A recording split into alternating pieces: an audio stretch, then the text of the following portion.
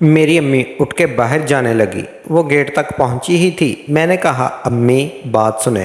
फिर मेरी अम्मी रुक गई। मैंने जाके अम्मी को गले से लगाया और 2 मिनट हम इसी तरह खड़े रहे। यकीन करें, जो आज सुकून मुझे मिला था वो मैं बयान ही नहीं कर सकता। और फिर मेरी अम्मी मुझसे कहने लगी, यूसुफ अभी तो छोड़ दे, अभी तो हमारे बीच बात कायम नहीं हुई।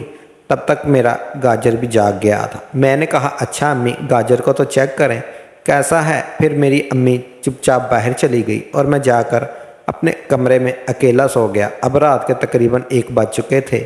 मैंने इसीलिए अम्मी से ज़्यादा इसरार नहीं किया, क्योंकि 1 बजे मेरी बहन ने वादा किया था कि मैं आऊँगी। अब उस पर इंतज़ार करने लगा। मैं अपने कमरे में फिर आधा घंटा ऐसे ही गुजर गया। मुझे बेचैनी महसूस हो रही थी कि आज मैंने अपनी बहन के साथ सुकून हासिल करना था, लेकिन वो अभी तक नहीं आई थी। फिर 1:30 बज चुके थे। दबे पाँव मेरी बहन मेरे कमरे में आई, जिसे देखकर मुझे खुशी हुई कि शुक्र है आज मेरा काम हो जाएगा। लेकिन मेरी बहन मुझसे कहने लगी, यूसुफ तुमने मेन दरवाजे को ताला लगा दिया है, वो आया है, बाहर खड़ा है, चलो चाबी दो, मैं आज खोलूँगी, मैंने उससे मिल लूँ। फिर मैंने अपनी बहन को कहा, यार ये क्या मजाक है, आपने तो पहले बोला था कि पहले मैं आपको मिलूंगी, आपको सुकून दूंगी, बाद में जाके उसको मिलूंगी। फिर वो कहने लगी, छोड़ो अब इन बातों का टाइम नहीं, वो कहीं चला ना जाए। फिर मैंने कहा, चाबी तो मेरे पास नहीं है, वो तो पता है, वो तो इसी वक्त अम्मी को दे दी थी तुम्हारे सामने ही। फिर मेरी बहन कहने लगी, यूसुफ मजाक ना कर यार, मैंने तुम्हें पहले ही बोला था कि आज वो लड़का आएगा, अब तुम मुझे ऐन मौके पे ये कह रहे हो। चाबी मेरे पास नहीं है, देखो अगर तुम चाबी नहीं लाए और दरवाज़ा नहीं खुला तो फिर मुझे भूल जाना, मैं नहीं तुम्हें सुकून पहुंचाऊंगी। मैंने कहा, खुदा की कसम तुम्हें नहीं पता, तुम्हारे सामने ही तो मैंने अम्मी को चाबी का ताला लगा के दी थी, मैं चाबी को अम्मी दे दी थी। फिर वो भी गुस्से से बाहर चली गई। मैं अब परेशान हो गया कि मैं क्या करूं, मेरा काम आज होते होते रह गया था। खैर, मैं भी अपने बिस्तर पे आकर दोबारा सो गया। अब सोते हुए मैं यही सोच रहा था कि पता नहीं सुबह मेरी अम्मी का क्या फ़ैसला होगा, वो मेरे साथ तलक बनाने पर राज़ी होगी या नहीं। और यही सोचते सोचते कब मेरी आंख लग गई मुझे पता ही नहीं चला। मैं सो रहा था कि भागती भागती मेरे कमरे में आयशा आई। कहने लगी, भाई भाई जल्दी उठे, अब्बू आया हुआ है, अम्मी और अब्बू आपस में लड़ रहे हैं। मैं फ़ौरन उठा, वॉशरूम गया। अम्मी और अब्बू वाकई आपस में लड़ रहे थे। अब्बू कह रहा था, मैं आज तुम्हें तलाक दे दूंगा, तुमने सारी रात मेरी ख़राब कर दी। और अम्मी यही कह रही थी कि जाओ तुम जाके उस राजू के पास रहो, तुम यहाँ दोबारा मत आना। और फिर मैं फ़्रेश होके आ गया। मैंने कहा, अब्बू वैसे आपको एक बात कह दूँ, आपने गलत किया, अम्मी के साथ आपका ये हक़ नहीं बनता। आप अपनी उम्र देखें और अपने काम देखें, ये किस तरह के काम कर रहे हैं आप इस उम्र में। मेरा अब्बू मुझ पे भी गुस्सा करने लगा। कहने लगा, यूसुफ ये हमारा मियाँ बीवी का मामला है और तुम में इस ना ही बोलो तो अच्छा है। अब्बू पे गुस्सा तो बड़ा आया। एक तो वो ऐसे काम कर रहे थे, दूसरा घर में सबको डांट भी रहा था, रौब दिखा रहा था। अभी तक फिर मैंने सोचा कि अब्बू कुछ ना कुछ करना ही पड़ेगा। फिर मैं वापस अपने कमरे में आया। मैंने आके अपने छोटे भाई काशिफ को फ़ोन किया। मैंने उसे आके बताया कि अब्बू और अम्मी इस तरह लड़ रहे हैं और मैंने अब्बू को समझाने की कोशिश की है, तो वो फिर मेरे साथ भी लड़ रहा है। तो मैं ऐसा करूं काशिफ, आज ही तुम रवाना हो जाओ, हम मिलके अब्बू को सबक सिखाते हैं। अब मैंने अपने अब्बू से बेजार हो चुका था, क्योंकि मैं उसे हमेशा के लिए छुटकारा चाहता था। अब्बू से छुटकारा पाने के बाद ही मैं अपनी अम्मी और बहनों के साथ ठीक से वक्त गुजार पाता। फिर काशिफ कहने लगा, भाई आज बैठ जाऊं, चलो मैं कोशिश करता हूं। फिर काशिफ मुझे कहने लगा, यूसुफ भाई आपसे एक और बात भी करनी है। मैं सोच ही रहा था आपको फ़ोन करूं, लेकिन आपसे बात ना हुई।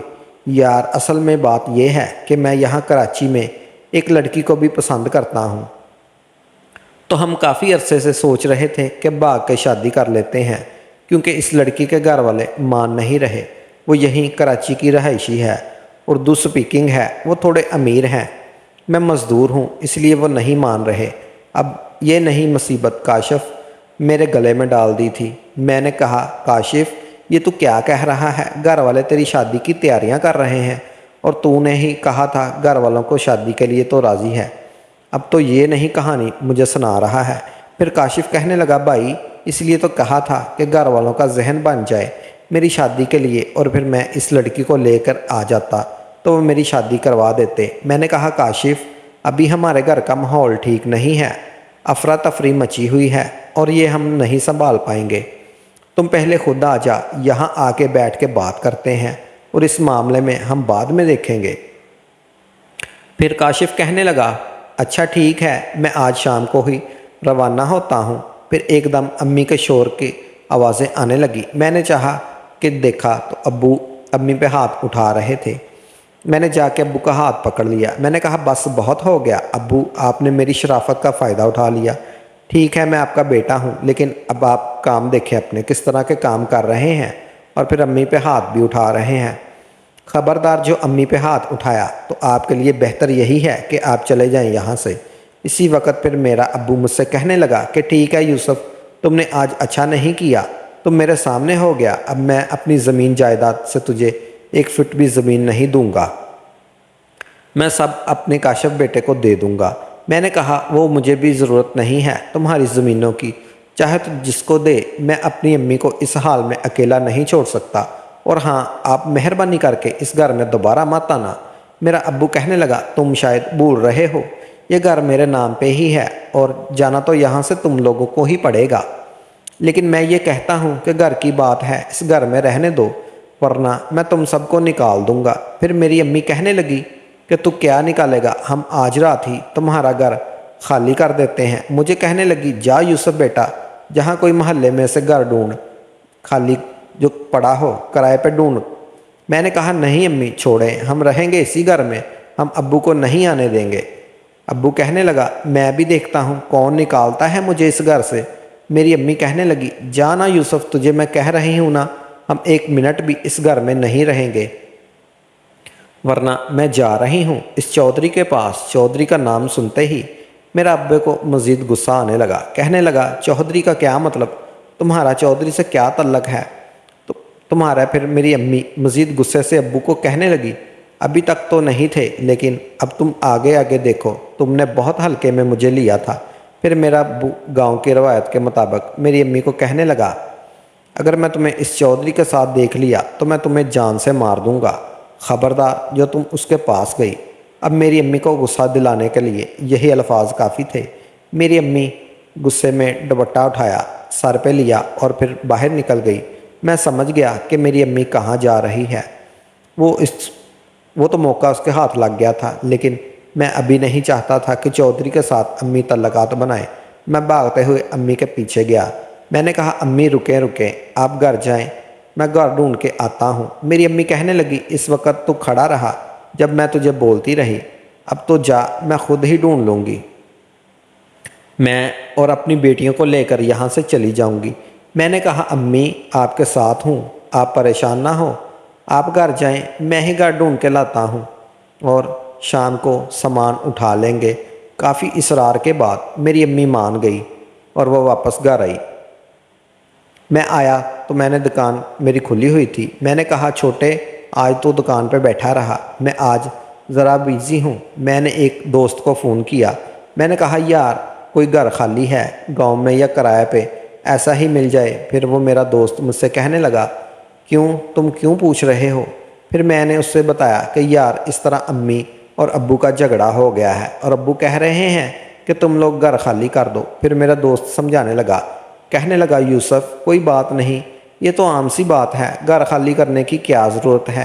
میں نے کہا یار تو مجھے سبق مت سکھا، یہ بتا گھر ملے گا یا نہیں؟ اس نے کہا ڈھونڈنے کی ضرورت ہے، میرے چاچو ویسے بھی فیملی کے ساتھ کراچی شفٹ ہو گئے ہیں، میرے چاچو کا گھر خالی پڑا ہوا ہے، کہے تو میں تجھے اس کی چابی دے دوں۔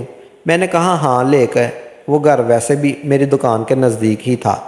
اچھا تو وہ دوست آیا چابی لے کے اور میں پھر گھر آیا۔ میں نے کہا امی چلیں آپ اپنا سامان پیک کریں، ہم آج نئے گھر میں چل رہے ہیں۔ اور پھر مونچھوں کو تاؤ دے کر میرا ابو بیٹھا رہا، اس نے ہمیں منع نہیں کیا کہ گھر کیوں ڈھونڈ رہے ہو، اور پھر میں اپنی تینوں بہنوں کو لے کر اس نے گھر میں آ گیا۔ میری خالہ رہتی تھی، میری امی نے کہا میری بہن کو فون ملا دو، میں اس سے بھی بتا دوں۔ پھر میں نے اپنی خالہ کا نمبر ملا دیا۔ میری امی نے ان کو ساری کہانی بتائی اور میری خالہ کے بیٹے کو کہا آؤ سامان اٹھاؤ یوسف کے ساتھ۔ میں نے کہا امی اس کو کیوں بلا رہی ہیں؟ کاشف آج شام کو بیٹھ جائے گا اور صبح آ جائے گا، سامان ہم صبح اٹھا لیں گے۔ پھر میری امی کہنے لگی کیا ہم سوئیں گے مٹی پہ؟ کھائیں گے کیا؟ کوئی برتن نہیں ہے، کوئی بسترا وغیرہ نہیں؟ یہ تو ضروری ہے۔ میں نے کہا آج رات ہم خالد سے مانگ لیتے ہیں اور کل ہم اپنا سامان وہاں سے اٹھا لیں گے۔ اور پھر ہم نے یہی کیا۔ میرا کزن آیا، ہم نے اس گھر سے 3-4 پائیاں اٹھائی، بسترے اٹھائے اور ضروری برتن بھی اٹھا لیے، اور یہ کام کرتے کرتے شام بھی ہو گئی۔ میری خالہ بھی شام کو ہمارے گھر آ گئی۔ نئے گھر میں میری امی کو کہنے لگی کھانا مت بنانا، کھانا میں بنا کے لاؤں گی، تمہارے لیے میری بیٹی کھانا بنا رہی ہے۔ میری خالہ کی ایک بیٹی تھی اور ایک ہی بیٹا تھا۔ پھر میں نے کہا چلو شکر ہے کھانے کا تو ہو گیا، ورنہ کہاں سیٹنگ کرتے پھرتے۔ پھر خالہ امی کو سمجھانے لگی ہم تو تجھے شروع سے ہی کہتے تھے اس بندے سے طلاق لے لے، تو ہی چمڑی ہوئی تھی اس بندے کو، اب بھگت لیا۔ اور خالہ اور امی آپس میں باتیں کر رہی تھی کہ میری بڑی بہن آئی۔ مجھے کہا یوسف ذرا میری بات سن۔ میں نے کہا اپنی بہن کے بات سننا ہے۔ اس نے کہا ویسے اچھا ہی ہوا، ابو نے ویسے بھی ہمارے لیے کیا ہی کیا ہے، اب میری بھی شادی اس پٹھان سے کروا دے، ورنہ میں بھی اسے دھکے نہ دے۔ مجھے تو ویسے ہی اپنی بہن پہ غصہ آ رہا تھا کیونکہ اس نے رات میرے ساتھ جو کیا تھا۔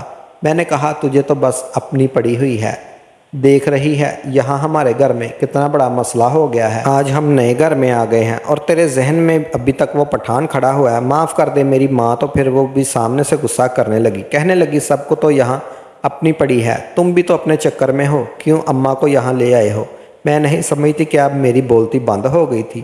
میں نے کہا اچھا دفع ہو، بعد میں بات کرتے ہیں۔ میں نے کہا امی کاشف کو فون کر، اس کو بول کے بیٹھا ہے یا نہیں؟ پھر امی نے کہا چلو نمبر ملا کے دو۔ پھر میں نے کاشف کو فون ملا کے موبائل امی کو دے دیا۔ میری امی کہنے لگی کاشف روانہ ہوا تو کاشف کہنے لگا امی میں بس بیٹھ گیا ہوں، صبح میں پہنچ جاؤں گا۔